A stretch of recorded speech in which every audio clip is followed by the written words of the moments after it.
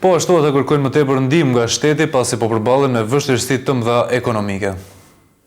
Fëmijët jetim të gjithë vendit i propozojnë Kryesisë së Kuvendit Shqiptar që data 20 maj të jetë dita kombëtare në ndihmë të jetimëve. Ata rritan pa kujdesin prindëror, prandaj është detyrë e shtetit që t'i mbrojë, t'i përkrahë dhe të mos i braktisë deri në një moshë madhore. Kështu deklaron drejtori i përgjithshëm i Institutit Kombëtar të Integrimit të Jetimëve, Ilir Cumani. Instituti Kombëtar i Integrimit të Jetimëve Shqiptar, duke qenë se drejtohet nga njerëz që përkasin kategorisë së jetimëve, ditë inkuadrohet në problemet e tyre.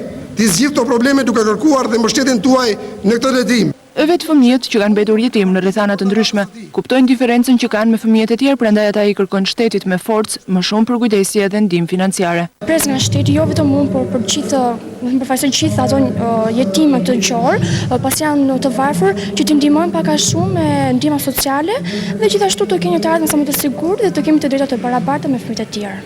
Kërkojmë që të na japin pak më shumë ngrohtësi, të jemi pak më të afërt me to.